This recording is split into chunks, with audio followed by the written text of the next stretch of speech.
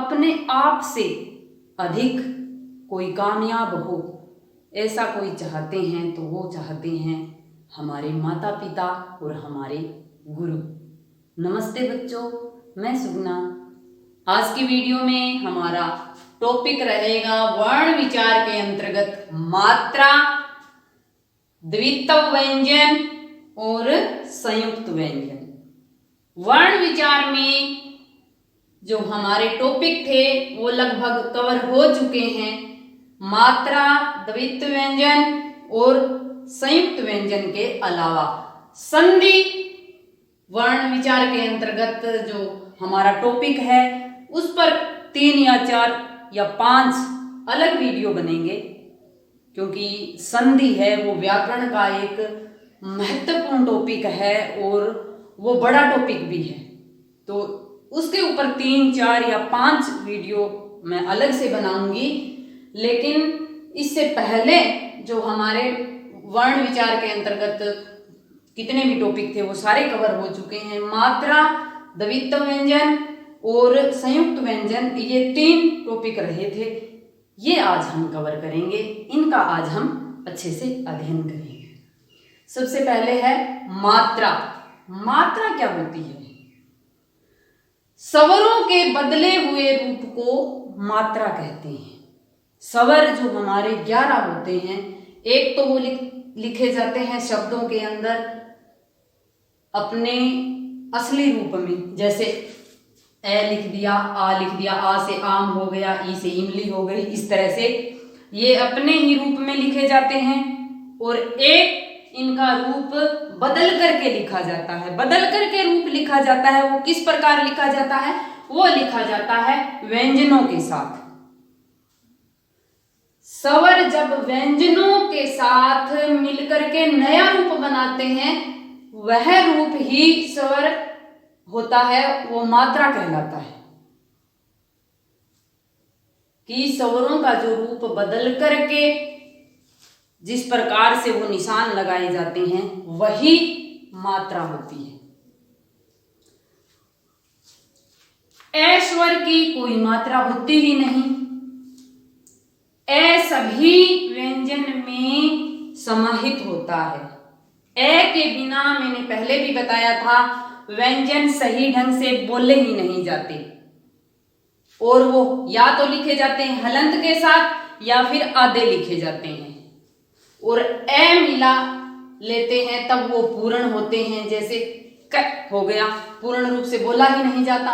और ए मिला है तो कै, यानी कि सभी व्यंजनों में ए मिला होता है, ए की कोई मात्रा नहीं होती। आ की मात्रा एक डंडा होता है, इस तरह से, जैसे कै आधा है हलंत के साथ, जब इसमें आ मिलाएंगे तो का, यानी कि इसका बदला हुआ रूप ये है। इसी प्रकार छोटी ई होती है, उसकी मात्रा होती है यह, इस तरह का निशान, वही मात्रा होती है। जब कै के साथ छोटी ई मिल जाती है तो वह इस प्रकार लिखी जाती है, इस प्रकार बोली जाती है कि। इसी प्रकार ये दूसरे व्यंजनों के साथ भी लिखे जाते हैं। बड़ी ई का निशान होता है ये।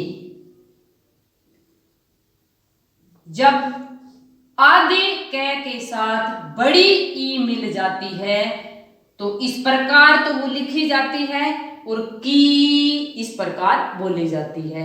इसी प्रकार दूसरे व्यंजनों के साथ इसका रूप होता है। छोटा ऊ का निशान ये होता है। जब किसी व्यंजन के साथ उसको लिखा जाता है, जैसे कै के साथ लिखा जाता है तो कु, इसी प्रकार दूसरे व्यंजनों के साथ इसका रूप होता है। बड़े ऊ का जो निशान होता है ये होता है, इसकी मात्रा इस तरह से होती है। तो जैसे कै के साथ बड़ा ऊ लगा दिया जाता है तो वह कै के साथ इस तरह का रूप ले लेता है और बोला जाता है कू। इसी प्रकार री की मात्रा होती है ये इस तरह का निशान होता है। तो कै के साथ जब री मिल जाता है तो वह इस तरह का रूप ले लेता है। इसी प्रकार दूसरे व्यंजनों के साथ जब री मिलता है तो वह इस तरह से नीचे लिखा जाता है, इस तरह से नीचे उसकी मात्रा लगाई जाती है और इस तरह का रूप ले लेता है। बदला हुआ रूप इस तरह का होता है री का। तो यह बोलने में हम क्या बोलेंगे? क्री। एक ही मात्रा, एक की एक मात्रा होती है इस तरह बिना डंडे के साथ। जब व्यंजनों के साथ इसको मिलाते हैं तो इस तरह से यह व्यंजनों के ऊपर यह मात्रा लिखी जाती है। जैसे कै में हमने ए मिलाया तो इसका रूप बदल करके हो गया के। और ए की मात्रा दो मात्राएं होती है इस तरह से ऊपर, यह भी व्यंजनों के ऊपर लिखी जाती है। जैसे कै में हमने ए मिलाया तो क्या हो गया? कै, और इस तरह से इसका रूप बदल गया। इसी प्रकार ओ जब हम कै में मिलाते हैं तो को हो जाता है और एक मात्रा और एक डंडा इसका निशान होता है। इसी प्रकार औ की एक डंडा और दो ऊपर मात्राएं, ये तो होता है इसका निशान। और जिस प्रकार कै में औ मिला देते हैं तो कौ हो जाता है, इसी प्रकार दूसरे व्यंजनों में औ को मिलाने से इसका रूप है वो इसी प्रकार लिखा जाएगा। तो यानी कि स्वरों का व्यंजनों के साथ मिलाने से उसका रूप है वो बदल जाता है। तो मात्रा की परिभाषा क्या हो गई कि स्वरों के बदले हुए रूप को मात्रा कहते हैं। दूसरा हमारा क्या विषय था? वर्ण विच्छेद। विच्छेद का मतलब अलग अलग करके, विन्यास करके लिखना उसका। किसी शब्द के वर्णों को अलग अलग लिखना वर्ण विच्छेद कहलाता है। संधि होती है वर्णों को मेल करके नया शब्द बनाना। और वर्ण विच्छेद होता है शब्दों में से वर्णों को अलग अलग करके लिखना। जैसे मैंने शब्द लिखा है माता, इसमें से अगर हम बोलें कि माता का वर्ण विच्छेद करें तो किस प्रकार करेंगे? मैं का असली रूप होता है ये हलंत के साथ।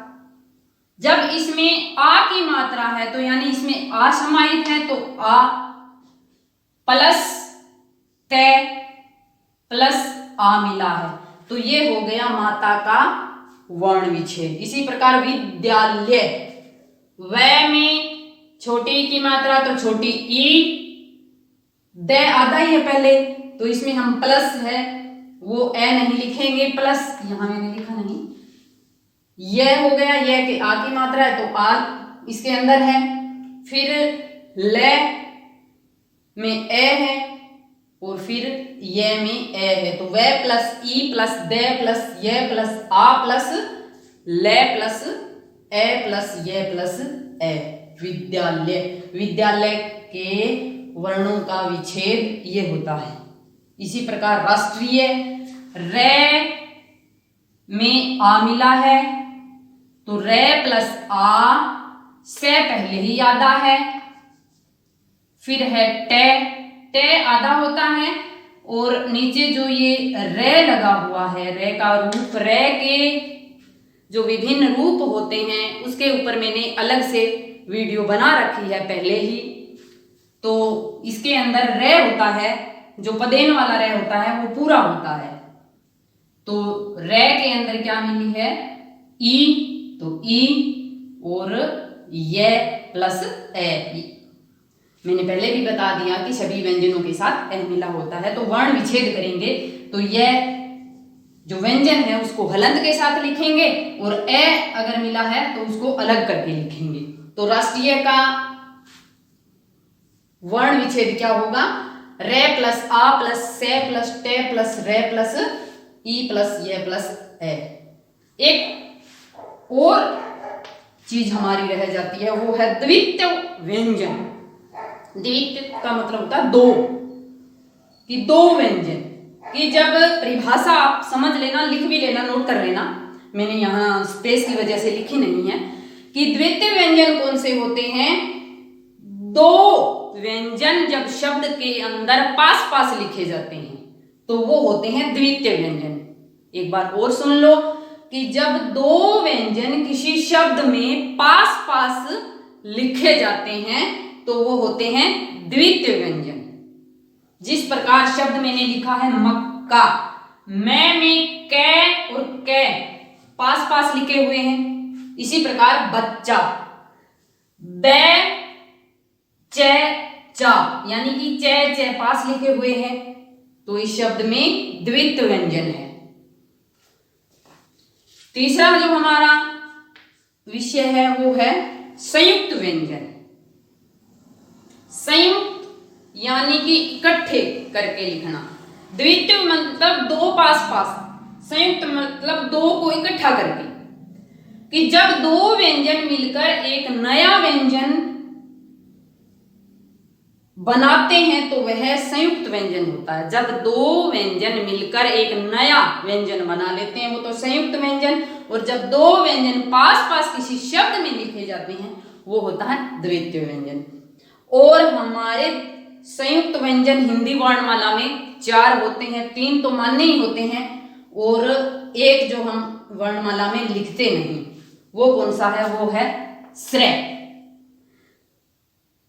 क्ष में कै और से, आधा कै होता है, ए रहित आधे का मतलब ए रहित कै होता है, और से सहित ये शय होता है। गे में कौन सा होता है? ए रहित जय और ए सहित इय होता है। त्रै में ए रहित तय और ए सहित रह होता है। श्रेय में शय ए रहित होता है और रे में ए मिला होता है। इस प्रकार से अगर आपसे कोई प्रश्न पूछा जाए एग्जाम में हो, चाहे कोई भी पूछ ले, हमें इन चीजों का, छोटी छोटी चीजों का ज्ञान होना चाहिए कि हमारे इसमें अक्षर कितने हैं, तो हम बताएंगे 4, और कि क्ष है इसमें कौन कौन से व्यंजन मिले हैं तो हम बताएंगे कि ए रहित कै और ए सहित शय मिला है। आशा है कि आपको ये तीनों टॉपिक अच्छे से समझ में आ गए होंगे। धन्यवाद।